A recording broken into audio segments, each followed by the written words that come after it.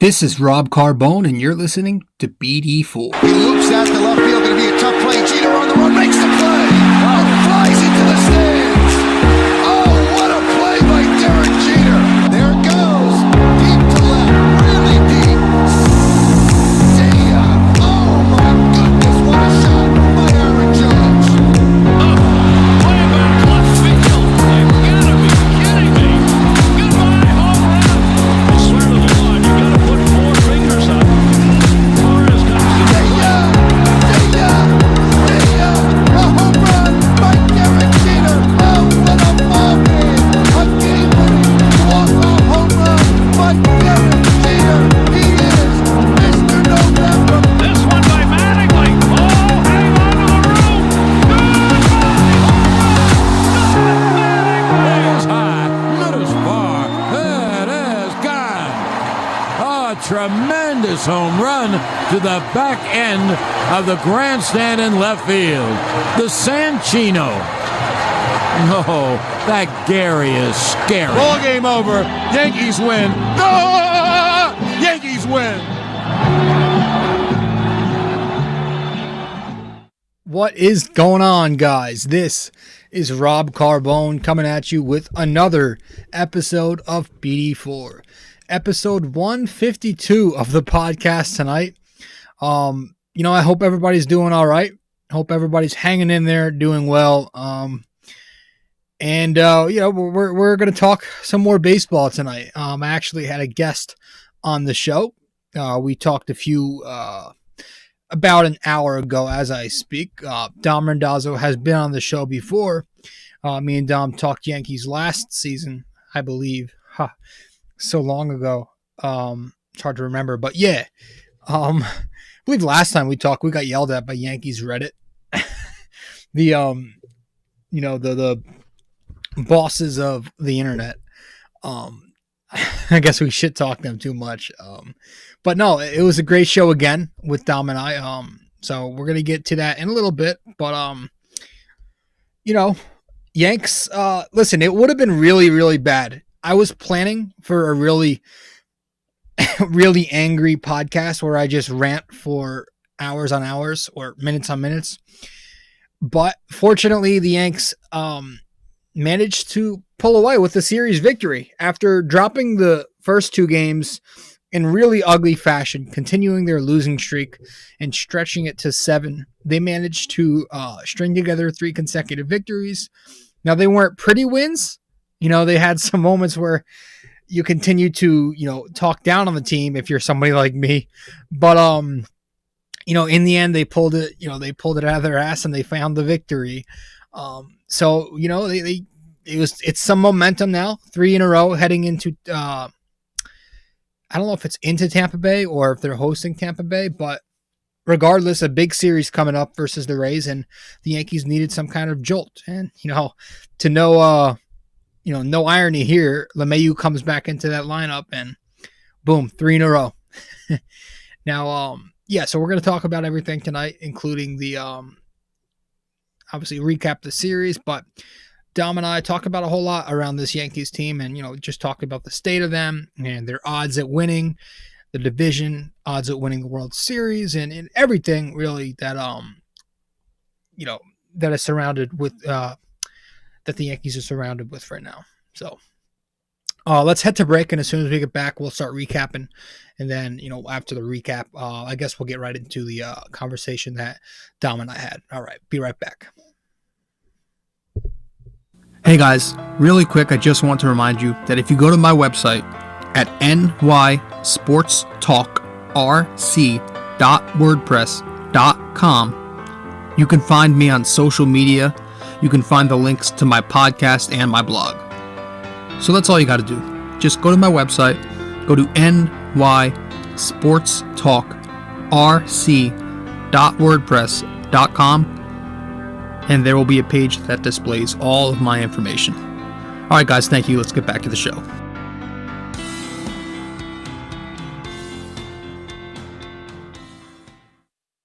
It did not start out pretty at all. Game 1 comes against the Mets here. Yankees end up losing 4-6. Okay. First game of a 5-game set. And I think it was a doubleheader.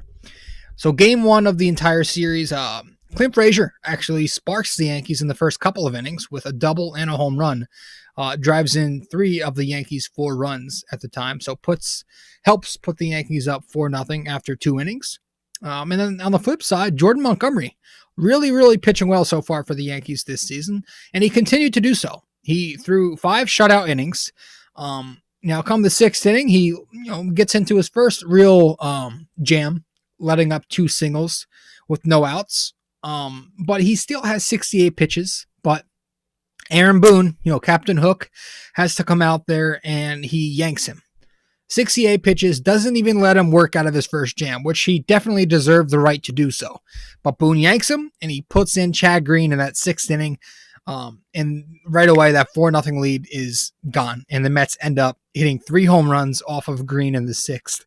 Alonso, Dom Smith, and that asshole from the Astros, Marisnik. 6-4, Mets take the lead, and they eventually win in 7. It was a fucking joke. Game 2 comes along, and it's pretty much the same scenario where the Yankees blow another lead, but it's blowing leads, man. This fucking shit gets to me. I think of all the losses, the Yankees have whenever they do lose, it's the ones that where blowing leads hurt more than anything. Like I'll fucking take a blowout. A blowout, you'll take it, like a punch to the face, whatever. It's gonna happen. Fucking something about blowing leads, man. It just gets to my fucking head. But in game 1, Estevan Florial made his debut. Kid's interesting to me. Very toolsy prospect. Before we get to game 2, obviously, I just want to talk about Florial. Very toolsy prospect. You can see he's got some speed to be a 20-plus stolen base guy if the Yankees let him steal. You could see he's got a nice smooth swing, but the issue there with the swing, at least to me, it looks like Florial has a very long, big swing. And that could be good for the power, hit it deep into the short porch at Yankee Stadium. But I guess that's where the strikeouts come from, right? This kid is very strikeout prone. He strikes out a ton, but he does have pop. He's shown the ability to have bat-to-ball skills enough to where he could hit the ball at a high clip in the minors. He did. So I'm very intrigued to see how Florial will pan out to be. Will he be somebody like, I've heard some Gregory Polanco comparisons. Somebody I've compared to him personally is Curtis Granderson. So maybe he could be somebody like that if he ends up panning out after all. But Florial debuted. He actually picked up a single. May have been in his second at-bat. But the Yankees lost that game 4-6. It was ugly. Again, man, it's so rough having to sit through the bullpen, after hearing them being so stacked. Everybody talks about this bullpen. And I understand they're injured. A lot of them are hurt right now. But to see, your primary weapons like Chad Green, and we'll get to Adam Ottavino later, blow leads like this, it sucks. But yeah, first game came across and the Yankees took the 4-6 loss. Now, as we get to game 2, fucking same thing. We get a good start from Johnny Lasagna. Lasagna actually goes 3 solid innings to start up this game. And it's on the offensive end, it's Eric Kratz and Aaron Hicks putting together a couple of RBI singles in the 3rd inning. Along with a Gary Sanchez bases-loaded walk to put the Yanks up 3-1 after 3 innings. Okay, so that happened, and why is the bottom of the screen here just white? I'm trying to figure that out. I don't know if you're... that's so weird. Hold on 1 second. The bottom of the screen, if you're watching the podcast as opposed to listening, it's a weird look. Something's supposed to be at the bottom of this screen. I don't know. Can't figure it out. Whatever. We'll deal with it. But yeah, game 2 comes along and, Kratz, Hicks, both of them single. Gary draws a walk with the bases loaded, puts the Yanks up 3-1 after 3 innings. And then here comes the shit squad of the bullpen. Aaron Boone, I feel like he's used these guys more than he has his primary weapons, but Nick Nelson comes in to pitch in the 5th. RBI double to Nimmo makes it 3-2. Yanks hold the lead for a bit, and then they go to their closer in the 9th, or the 7th, rather, doubleheader. Chapman. He walks McNeil, and then here comes Rosario. Light hitting Rosario. I don't know, he might be hitting this year, I'm not sure, but he hits it this time. He hits a fucking walk-off home run off of Aroldis Chapman to put the Mets on top for the victory 4-3. 4-3. Jesus Christ, man. These you got Chad Green blowing a lead. You got Aroldis Chapman. And then in game 3, which we'll get to in a second, which the Yankees won, but you had Aroldis Adam Ottavino. But yeah, Yankees put together a couple of hits. Still didn't give much offense for his second consecutive game, scoring under 5 runs, which is usually, their average is usually 5 or more. But fucking Nick Nelson, and then I guess we gotta go with Nick Nelson because we've got nobody else out there right now healthy. But fucking Chapman comes into the game and he just cannot. I think he's only had 2 starts or 2 appearances rather so far with the Yankees, so it's kind of hard to get too hard on him. But yeah, I guess he's just not comfortable yet, not in rhythm yet. He's still trying to adjust.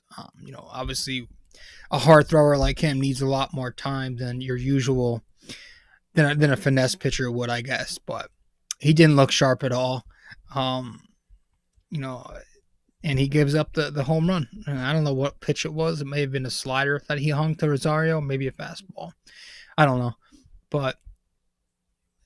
Regardless, Rosario hits that shit deep, and the Yankees walk off the field with their heads down as the Mets take the victory. And fuck, there's nothing I hate more than that shit than blowing lead to the Mets. The Mets to me are like the fucking they're like the Nets to Knicks fans. They're just that pesky, annoying fucking team that want to be part of New York, but everybody knows they're not. Except obviously the Mets are part of Queens, but they didn't come from New Jersey to begin with, like the Nets did. But the Mets are just those annoying little brothers of the town, just like the Knicks. Regardless of how bad the Knicks are, they're always going to be the talk of the town, and that's the same thing with Yankees and Mets fans. Yankees hate Mets fans because they're just those little annoying brothers. But yeah, game 2, Chapman blows it. Let's get to game 3 because that was finally where we started to win some shit. Game 3 comes along and the Yankees win 2-1. Still not much offense, but a Voit solo shot in the first puts the Bombers up 1-0. And then on the flip side, Jay Happ, a redemption start, motivated because of his little feud, I guess, with the Yankees. Goes 7 1/3 scoreless innings. He just a brilliant outing by Jay Happ. Good for him. And he gets 1 out into the 8th and 90 pitches in, a very efficient pitch count for where he is in the game. And out comes Captain Hook once again for a 3rd consecutive game, taking a pitcher out when he probably shouldn't. And this time he goes with Ottavino. And what does Ottavino do in the 8th inning? He feeds a fat slider over the middle of the plate to Ramos. And Ramos, 1-1 tie game as soon as that slider crosses the plate. So Voigt's homer was matched innings later.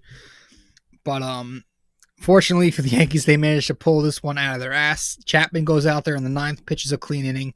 But Betances, in the most Dellin Betances way possible, comes out in the 9th inning.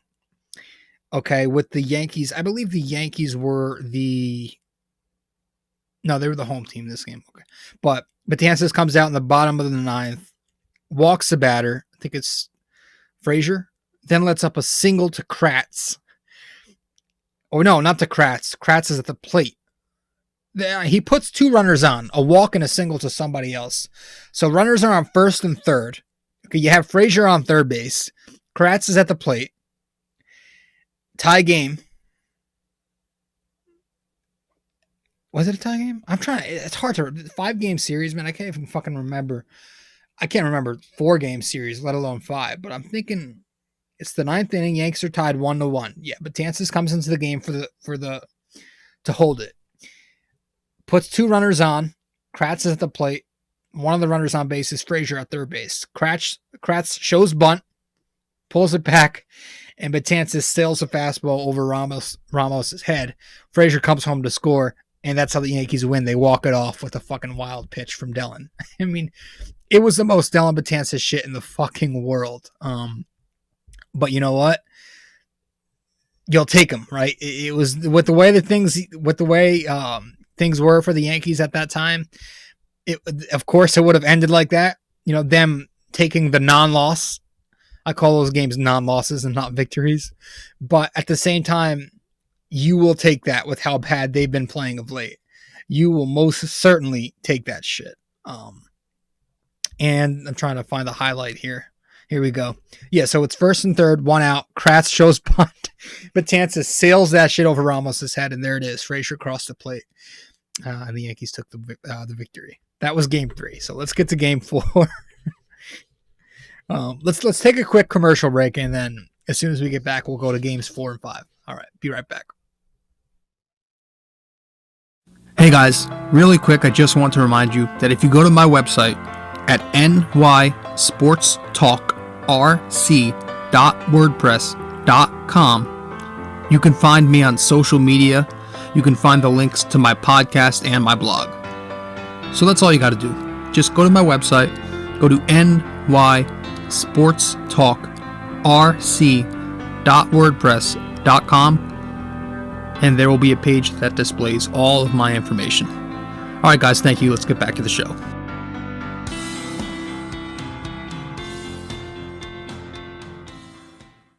So, yeah, games 4 and 5 were both today. And by today, I mean as I am recording on a Sunday, August 30th. So the Yankees kept winning.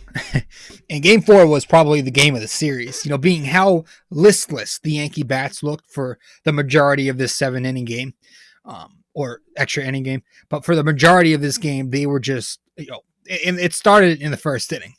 Second and third, nobody out. The only way the Yankees score, and it's 1 run off of a Mike Tauchman RBI ground out to put them up 1-0 in the first. And right after that, I was like, oh, this is going to be one of them games, isn't it?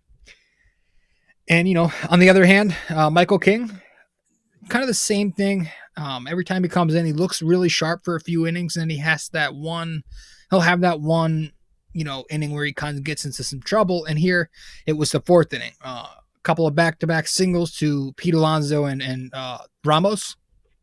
Puts the Mets up 2-1 after 4. But in the bottom of the 4th, Mike Ford answers with an RBI double to left center with the help of some poor defense by Dom Smith. But ties the game at 2-2 regardless in the bottom of the 4th. But here's what the Yankees, here's where they go with one of their shit squad pitchers out of the pen again because everybody's hurt. Some guy, Krisky, who they sent down after the game. He comes in and, you know, this Krisky kid fucking lets up a homer to Cano. 2-run shot, puts the Mets up 4-2 in the 5th. Goes back out there in the 6th, walks 3 batters in a row before he can even fucking finish his disastrous outing. Loads the bases with no outs. He's pulled for Ben Heller now to come in and try to save the day. Heller couldn't do it. 2 RBI double, or a 2-run double to Conforto. Plates 2 more runs. Then walks somebody to load the bases again, and then strikes Cano out, and then hits Alonso with a pitch to, you know, plate the Mets' 7th run. So a 7-2 Mets lead in the 6th inning. So you know, fucking, you thought they were wrapping this shit up, but you know, they've got Edwin Diaz, and Edwin Diaz has not been fucking pretty for Mets fans. I'm pretty sure, because every time I listen to Joe and Evan Roberts is just hating on the guy because he's probably not been too good. But, you know, yeah, come that bottom of the 7th inning, big inning for the Yankees. Ford reaches on an E5. Wade walks, and Estrada gets hit by a pitch to load the bags with 2 outs. Voit takes the plate, check swings, and it ends up going through the infield on the right side for a 2-run single. And then a wild pitch to the next batter scores Estrada from third. There's another run.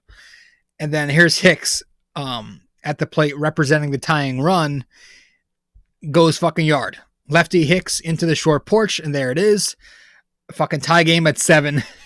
The Yankees throw Green out there to kind of redeem himself in the 8th inning, and he gets a 1-2-3 with all strikeouts, strikes out the side. And then in the bottom of the 8th, extra innings here, it's Gio Urshela walking off with 2 outs on a 2-strike count with a single to right field. And, fucking Talkman crosses the plate. They have to review it because they have to review everything nowadays. And he ends up being safe. Yankees take the victory. Yeah. So that was game 4. Let's get to game 5, which was a very fun game. This was actually one that I didn't hate watching. It wasn't that boring. Because at least we got to see Davy Garcia or Davy Garcia debut. Top Yankee prospect for their starting pitchers. But to begin this game, Wade goes yard and a little dinky home run to start off the 3rd inning. Puts the Yanks up 1-0. And then, again, on the flip side, it's Garcia who pitches really well. He ends up going 6 innings of 1-run ball, which wasn't even his run. It was an unearned run due to Voigt's E3. Lets up a single to Dom Smith to score that run. 1-1 tie after 6, but Garcia looked great.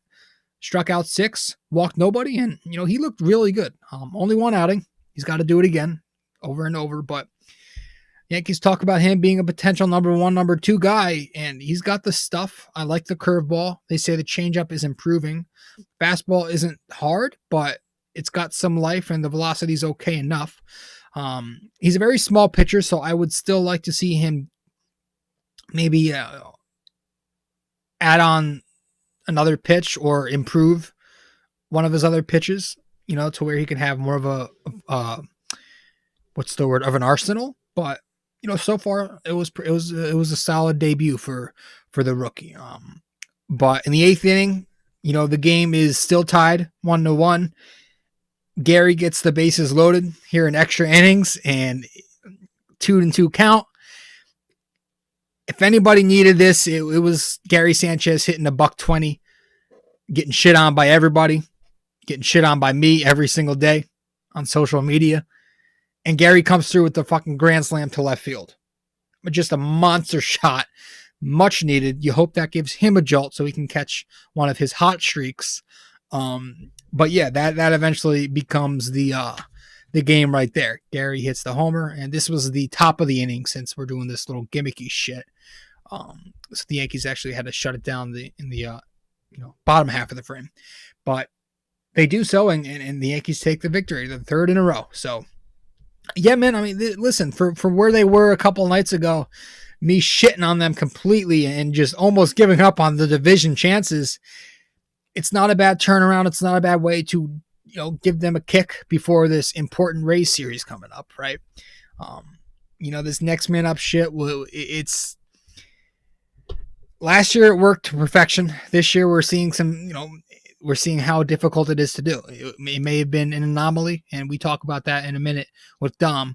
But yeah, I mean, it's been a rough go of things of late, but it was nice to finally string together a few more wins to get out of this little rut.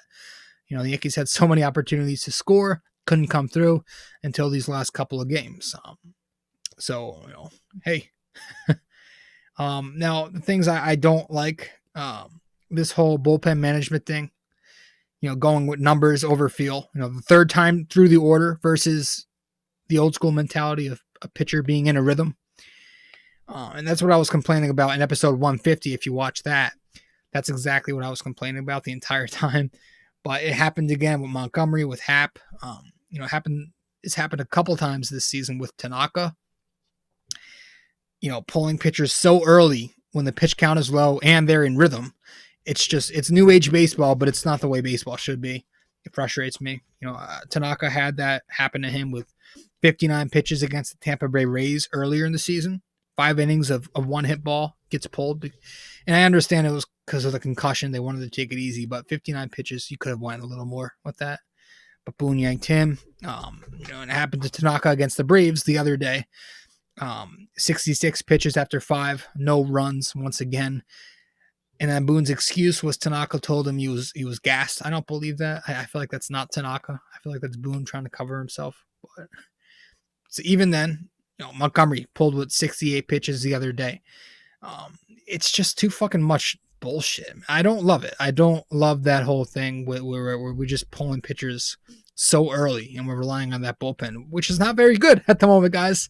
Very depleted, very injured, and bullpen's got these 2nd tier, 3rd tier, 4th tier arms out there blowing games. If fucking Nick Nelson, if we got to go with him, Holder, Avalon, King, Sessa, Krisky, Heller, it's not going to be pretty. We've got to go with those guys so much right now because Britton is down, because Ottavino's not been good so far, because Canley's obviously getting the Tommy John. So, we're depleted at the moment, and we needed a big outing from Garcia, and we got it. We needed a big outing from who pitched before that. From Lasagna. He opened up pretty well with 3 innings. So, that was good. And listen, I'll take it. It's the importance of being able to stop a losing streak, right? Anybody can be hot, but the important part of being a good team is being able to not go on extended losing streaks, and the Yankees managed to do that. And big part of that as well, I think, is getting DJ LeMahieu back in this lineup. The only 300 sub 20% K hitter on this team. Guy's been great. One of those, again, I say it all the time. He just keeps the line moving. He's that catalyst at the top of the order who sparks it up and starts that engine. He drives and runs. He does everything. And the Yankees are a 240-something hitting team as a unit. Take his fucking average out, and I don't even want to know what that average goes to. It's fucking ugly. Voigt's obviously hitting well too, but I don't know how sustainable 320 is for him.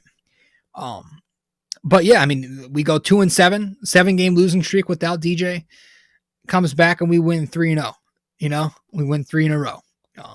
Big impact. Obviously, you've got to be careful with stats like that. They don't always tell the whole story, but just having his presence is big enough alone. Yeah, and to get that contact bat back in there, hopefully the Yankees can start playing more watchable baseball now. More contact in there and not just a bunch of sluggers like Gary Ford, Wade Hicks, Gardner, all hitting below 200 and striking out every time. But all right, yeah, 3 in a row, guys. Good series. Good way to cap it off. I don't want to waste too much more of your time, so let's get to the question of the day, the NYK question of the day. And we might as well get to that, and then we'll go right into the conversation that Dom and I had. All right, let's get to it.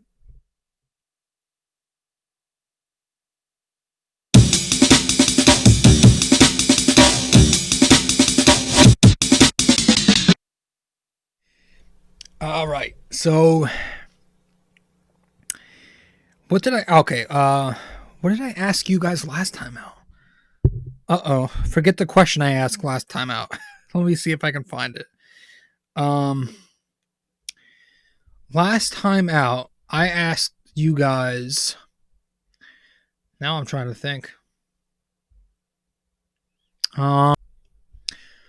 Okay, so I just had to pause the podcast and look it up. I forgot what I asked you, but I asked you, it was a Knicks episode, so I asked you, how many All-Star appearances did Carmelo Anthony have with the Knicks? And the answer to that question was 7. He played for the Knicks for 7 years, and if you count the year where he was first traded to the Knicks and played half his games with Denver and half with New York in 2011, if you count that season, that's 7 All-Star appearances. So if you said 6, that's fine too. But that was the answer to last time's episode, or last time's question of the day in episode 151. Now, for 152, our NYK question of the day, back to the Yanks. or since it was Jackie Robinson weekend, how about this? We'll switch it up last second. And let's go. How many All-Star appearances did Jackie Robinson make? We'll go with that one. That's just off the top of my head. Had it written down. So we'll put it right here. Okay, good. Yeah, I added that in last minute. How many All-Star appearances did Jackie Robinson make? I think he played for 10 seasons. So how many of those were All-Star seasons? So message me on Twitter, Facebook, Instagram, preferably Facebook or Instagram since I'm on that more nowadays. And let me know your answer, and I'll give you a shout out in the next episode if you get it right. So, guys, thank you so much for tuning in. Thanks for tuning into the podcast, tuning into BD4, where there's no better way to get your Yankees and Knicks analysis. Let's get to the second half of the show where Dom Randazzo and I have a really good conversation about the Yankees and everything that's been going on with them lately. All right, let's get to it.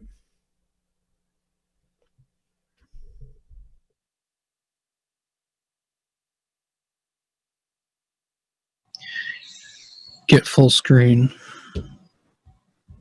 All right. Did you see that fucking game, man? That second game? Yeah, I saw both games today. Yeah. Yeah. Davey actually looked pretty good, but Yeah, he actually did. He did pretty good. yeah, it's only one outing though. Yeah, I was getting ready to like rip them to shreds because they fucking lost. When they lost the first two, I really didn't think they were gonna pull away for 3 in a row. Yeah, I yeah, was getting ready to fucking tear them apart tonight. Yeah. So that sucks, but yeah. Well, they got lucky. Was that the first game today? Yeah, today.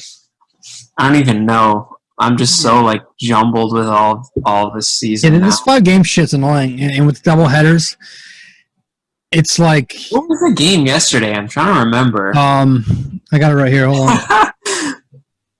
Yesterday was 2-1. Half went like 8. Remember? Oh yeah, that's right. That's right. And that was when Ottavino fucking let up a slider. Yeah, how did they win though? I don't even remember. Yeah, no, I gotta look. Oh, Betances. Oh, that's right. That's right. Yeah, Dylan. Yeah, okay. Yeah, good call. Okay. All right. I mean, it's already recording, so we might as well just. Yeah, just hop into it. I'll cut out whatever I need to, fucking cut out. Yeah, just hop into it. All right, so I mean, I guess we'll start. Like, I want to know your. I kind of know your thoughts. But I guess for everybody else, what you think about this whole COVID season and like fake, real, whatever, asterisk, whatever. I want to know your thoughts on it. Yeah. So as COVID was hitting and they were discussing 100 games and then you realize 100 wasn't going to happen, I was thinking 100 would be more justifiable, more considered real. And then when it came out that 60 was going to be the deal, I was like, this is kind of a fake season. And I still kind of feel that way. I mean, with all the injuries, that plays into my feeling that this is a fake season as well. Also with the extra playoff teams, it just, I don't know. So many, like the Yankees have not been that great. What are they, like 17-13, and they're a lock to make the playoffs. Yeah, so that's the new playoff thing. If you're a decent team, like you're going to make the playoffs. Also, like 60 games, you don't really have a lot of time to weed out the bad teams or have the really good teams separate themselves. And also another aspect of it is you're only playing your division and then the NL. So, like, you're not even playing all the teams. So, I mean, it's not great. I don't think we're going to win the World Series. If we did, I would probably take it, but it just doesn't feel as real as, say, last season did. No, I agree. I mean, dude, you cut a 160-game, 62-game season to like 100, even that, like you said, I can accept. Mm-hmm. But to dwindle it down all the way to not even a third, I don't even think it's maybe a little more than a third, whatever, more or less. It's so weird. Just, I'm happy it's based. I'm happy we're getting baseball, we're getting the Yankees, but like, I don't know yet how I'm going to feel. I guess I just have to see what happens, towards the end of the season, and whoever wins. Once the playoffs hit, I think I'll start to care more. But even then, like now with this new, everybody makes a fucking playoff thing. Like, well, you added 6 teams and shit. Yeah, it's gonna feel weird seeing these mediocre. For me, is in a 162 game season, like you get so like routine and so into it, and it's just such a long season that you're like, okay, like I'm invested in this. But for this season, like I don't really feel that. Yeah, no, I know what you mean. Because when you get to 162, it's a marathon, and you have it every day, and you can miss a game here and there. You'll still be able to watch so many more.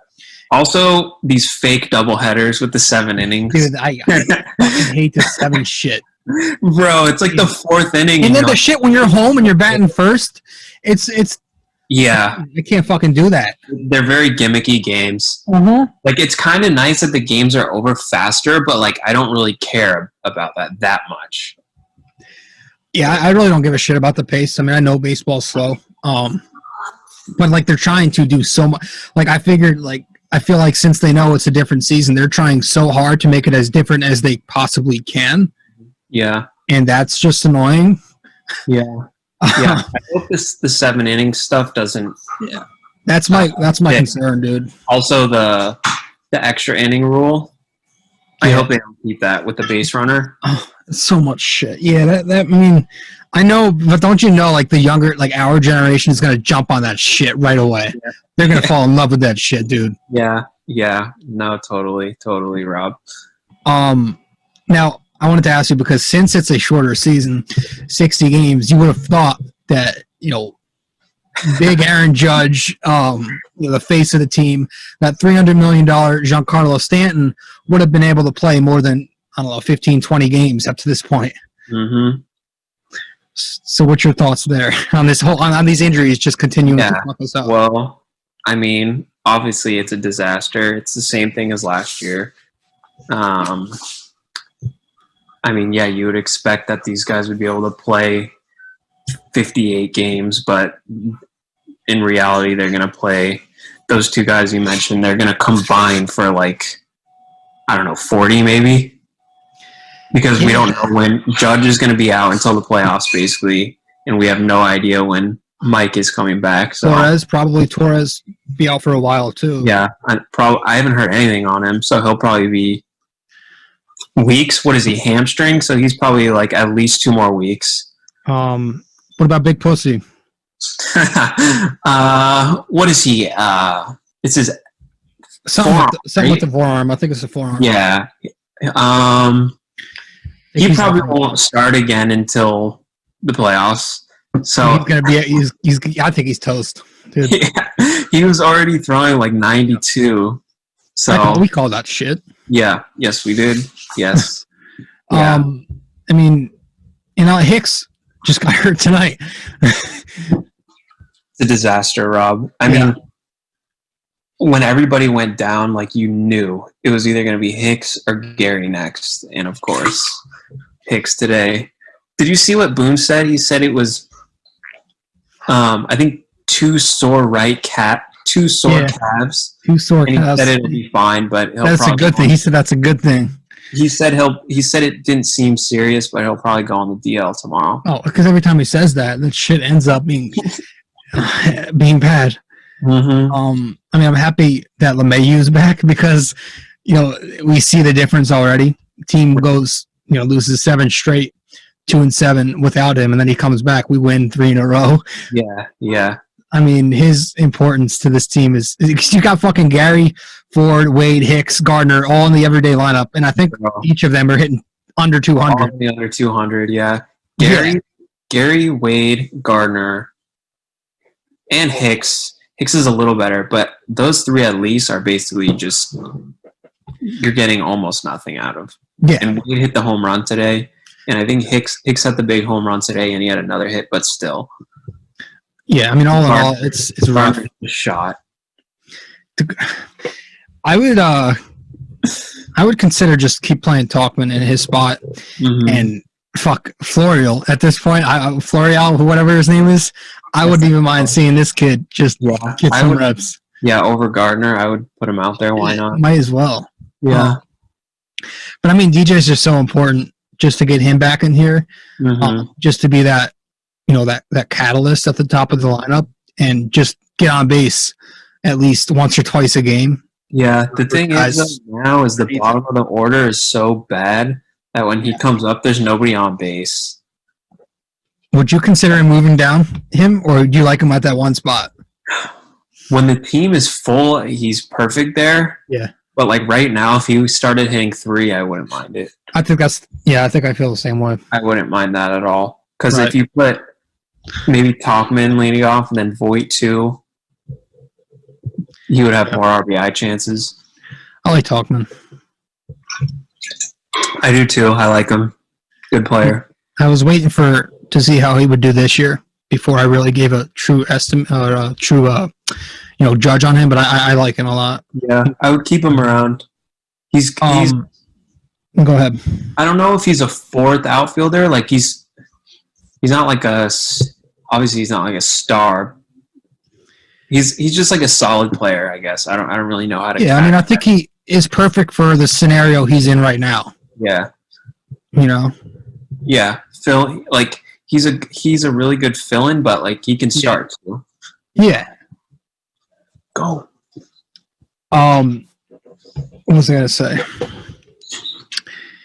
All right. So on the flip side of things, what are your thoughts on Garrett Cole so far? Because it's been interesting with the home run ball.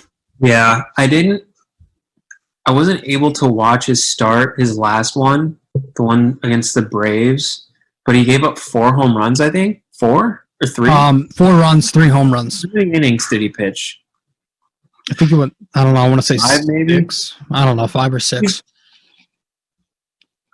He's been okay. Like, yeah. Not Houston Cole. Like, Not yet. Yeah, no, we haven't gotten that yet. I think he's still probably the best pitcher that we've had in the last 5 years or so. I think 2017 Severino was better than Cole. But that's not really saying a lot because we haven't had a good pitcher, a good starting pitcher in a long time. Yeah. But he's not as good as what we signed him to be so far. Yeah. I mean, it's, he's been giving good starts. Yeah. It's 10 home runs though now in seven starts, which is definitely interesting. I guess when you consider, I don't know, do you think it's something to do with the stadium or maybe just a shorter spring training? I don't know. I don't know. I would guess that his home run numbers are up compared to his career. Yeah, I really don't know what would be the reason for that.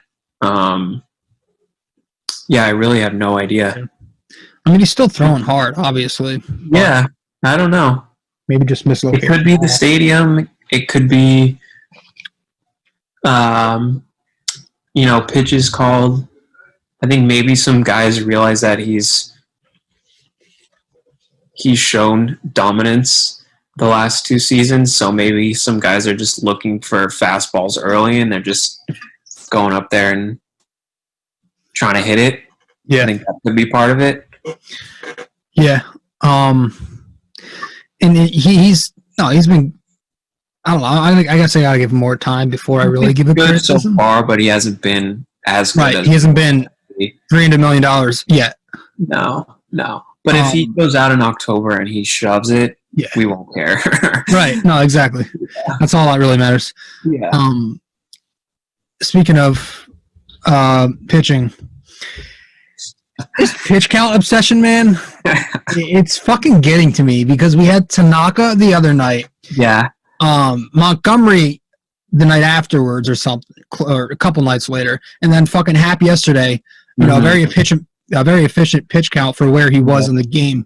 And then Boone takes all 3 of these guys out, and then Chad Green gives up home runs, and then Ottavino's giving up home runs. It's that quick fucking trigger that Aaron Boone has. I call him Captain Hook. And that's a good one. Captain Hook. Yeah, no, I agree. I think that the Tanaka one was pretty brutal. He was I didn't get to watch the beginning of the game. I think I turned it on in the fifth, and he was at like 50 pitches, and he came out after like 65, and I was like, okay, he'll pitch the sixth.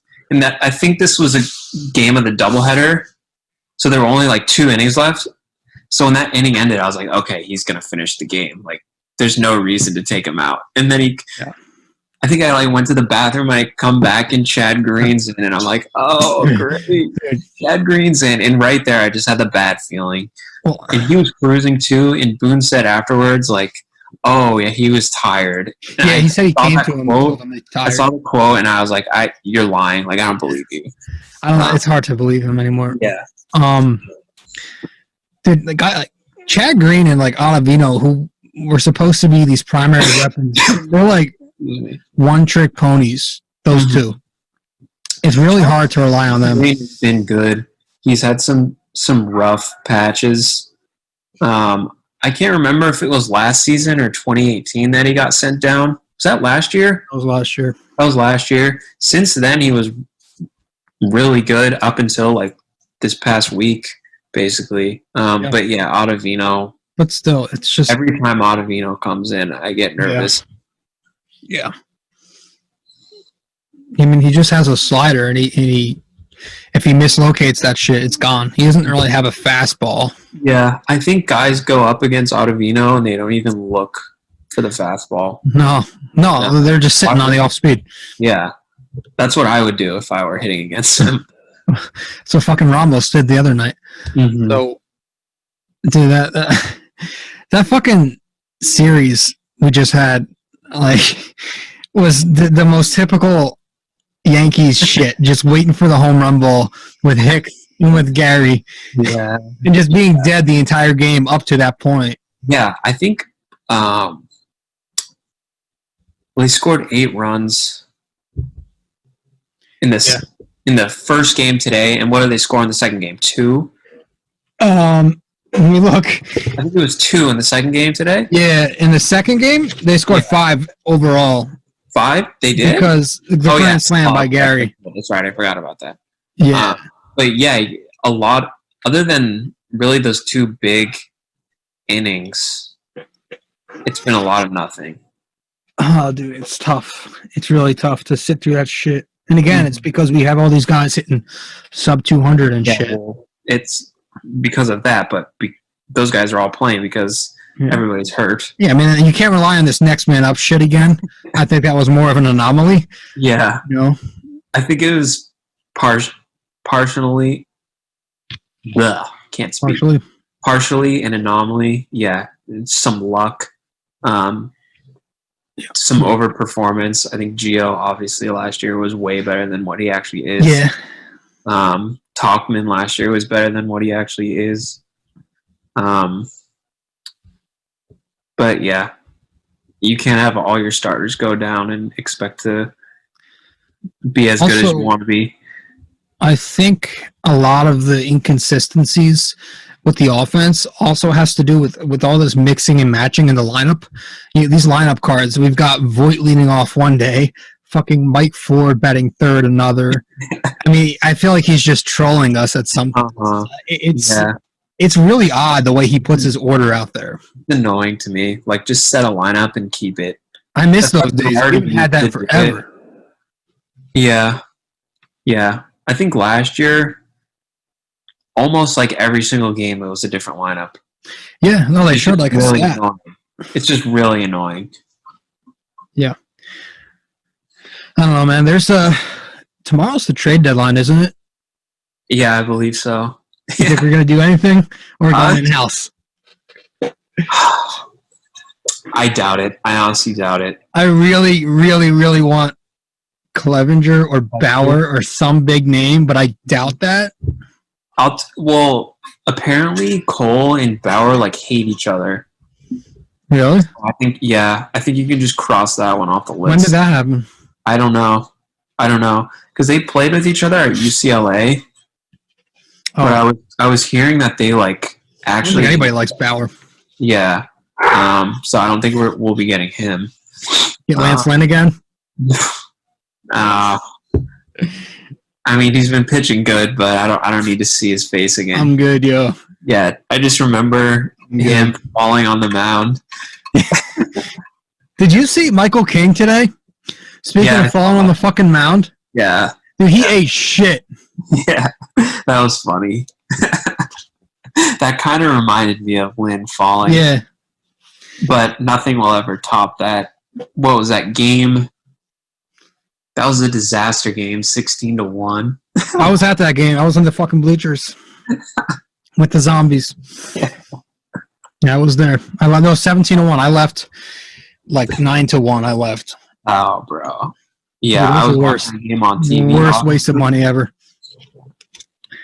I turned that game off. Yeah, once it hit like around like 7 or 8-1, I was like, "There's no way I'm finishing this game." Just everything about that game was embarrassing. With Severino not knowing what time the game started. Oh, shit. That was the start of his downfall. Up to now. That whole game was disgusting. Yeah. With the whole cycle too. Who was that? Oh shit. Brock Holt. Was it Brock Holt? Yeah. But yeah, so you don't think we're gonna make any moves tomorrow, or maybe not even any small ones to? I don't expect it. No. Yeah, I mean we would have heard. I feel like we would have heard something by now. Yeah, I don't expect any moves. Really, honestly, that's a mistake. I feel like it's for what, like 20 games plus a couple postseason games. I don't think Cashman will do it. Yeah, I agree. I mean, so I guess we're just gonna go in house with Garcia. They're talking about calling up Clark Schmidt. I don't know much about him. I don't either. Yeah, Michael King, who's kind of been all right, but he always has that one bad inning every time he comes in. Yeah, I mean Garcia looked good today. We have to see what happens. Garcia needs another pitch, like another elite pitch. Fastball, curveball. It's curveball, and then he's got a decent fastball. Yeah. The changeup needs improving, but he's tiny too, dude. He's fucking small. Yeah, I think they were saying he's under 6 foot. He's like 5'9", maybe. But he looked good. I'll give him credit for today. Yeah. Major league debut. That takes balls, so. Yeah, man. But need to see him do it again before I start calling him Pedro. Yeah, everybody's already downing him Pedro Martinez. Yeah. Already, of course. One start. No, that's the Yankee fan base for you. Yeah, man. So what are we sitting in? Second place with the Rays coming up. Yeah. That's going to be huge. It's we're 3.5 back. Yeah, I'm going to look it up. I don't even know where. We're 3.5 back, but in reality, like, winning the division doesn't matter that much because we're a lock to make the postseason, and there's no wild card round, so like there's no advantage. So like, yeah, it doesn't matter that much. My thing with the 16-team playoffs, I feel like baseball is supposed to be difficult to make the postseason, and adding 6 more teams, over half the league now making it, that's just diminishing what baseball is supposed to be about. Right. Before, what was it? It was 10 out of 30 teams. That's like 33% of the league making the playoffs. Now you have over half of them. Yeah, it used to be 8, and now they have the wild card, and now they're just adding the whole league. I haven't checked the standings in a while, but I think all of the teams that are in line to make it, at least in the AL, are over 500. So at least that's good. Yeah, you're not going to get anybody's shit. I just hope that no like garbage teams get in. Yeah, that's my worry. Speaking of garbage, Astros have been without the trash cans. I mean, they're doing pretty much the same as the Yankees. Their record is similar. Yeah, they're like barely over 500. They started off. I think they were like 6-10 or something pretty bad, but and they got hot. Keep playing well. Honestly, like if we play them in October, I would expect us to lose again. Dude, I mean, they're still very fucking talented. Altuve's he's hitting under 200, and he would kill us in a playoff series. Like they're in our heads, I think. Honestly. yeah, now they are. Yeah. After, what was it, 2016, although that was a different team. But 2017? Yeah, 2016, is it 15, 17, and 19? Oh. What Tanaka pitched the first time around you're talking about. Yeah. Okay. I mean, that's still a different team, but it's still the Astros. Yeah. I don't know, man. We'll see what happens. I mean, I'm hoping this team can do it, but between the injuries, between just the inconsistencies with the lineup, and these analytical decision making, it's difficult to really see a positive outcome. Mm-hmm. And I'm trying to be honest. I'm not just trying to be a dick. I don't know how I don't know how far this Yankees team can go. Mm-hmm. It just feels like every year it's the same feeling. They do good in the regular season. They get to the postseason, and those same couple of issues come back to bite them in the ass. For the first couple of weeks, when the team was actually the team, Yeah. I had a better feeling. But now that we're basically the rail riders again, Yeah, the feeling's gone. it really is. I mean, at least Frazier's producing. Mm-hmm. Yeah, he's good. I don't think he's going to get traded, but when the roster's fully healthy, he doesn't have a spot on the team. Well, yeah, I mean, Stanton, Judge, Hicks, Talkman, yeah. I mean, and then if Egghead ever retires, he's sticking around. He's never leaving. Bro, with all these glass players, you gotta give him credit. He never gets hurt. Yep. So, like, with all these guys that always get hurt, and he never gets hurt, they're gonna need him. Oh yeah, but he does suck. But just for the fact that he plays and he plays solid defense, he gets hard contracts. Yeah. Yeah, man. Watching these games, like, and having my opinion, and then having to fucking listen to Yes Network just with their fucking fists up the Yankees' ass all the time. It's really difficult because I have to mute the game at times. These fucking guys, man. And I tell you about it all the time because I'm so sick and I need a vent. But between fucking David Cohn, he's got a sentence. He's got some kind of statistic for every time the Yankees take a shit. He'll say some kind of fucking stat. Yeah. Michael K saying shit. Paul O'Neill's fucking drunk in his basement. Yeah. I mean, it's these guys are so annoying. I'm out of market. So you're out of market. Well, I'm not. I don't live in New York, so I'm out of. Okay. Obviously. The first game was on TBS today, so I was able to put that on. So that was good. Yeah. I didn't have to listen to Yes. I can't do it. Yeah. It's one of my biggest pet peeves, and it shouldn't be. But did it's just you hear him last night when Kratz came up? Kay was like, he was going crazy that they didn't pinch hit Gary.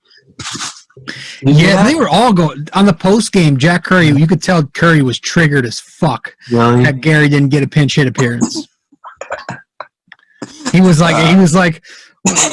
could see he was being very passive aggressive about it. Oh, I didn't see that, but yeah, I'm sure today he was so excited when he hit that pinch hit home run. That was fun. They wanted to pinch hit Gary, who gets one hit a week. Good for him. It's all right. Yeah, Eric Kratz. Yep. Fucking 4-year-old bald motherfucker. Yep. That's our guy. When's the other kid coming back? Higashioka. I don't know. I don't even know what. Not that he's any good. Yeah, I don't know what he hurt. I don't know what his injury is. I don't know. I'll take Kratz. He's fine. Yeah, I mean, he's producing a little bit. Yeah. He catches a good game. The pitchers, I think the guys like pitching to him more than they do Gary. Yeah, no, I agree. He's got that comforting nature or whatever. Yeah. All right, man. Any final thoughts? I don't think so. I think we covered it all. Yeah, that was good. Yeah. All right, Dom. Thank you, man. All right, so that was That was me and Dom Randazzo talking again for our, it was his second time on the show. So guys, I do appreciate you stopping by. There goes my, PlayStation. Yeah, no, I mean, I guess that's my cue. I gotta go. But yeah, thank you guys so much for stopping by. I do appreciate it. Appreciate everything. That was it. That's all we've got for episode 152. We are an hour into it now, so we might as well wrap this one up. So guys, thank you so much for following along, and remember, if you haven't yet, be sure to subscribe to BD4 on all the platforms. We're on so many platforms, it's hard to keep track of, but it's in the description. It's on the screen, and guys, thank you so much, and we'll see you in the next episode. All right, ciao.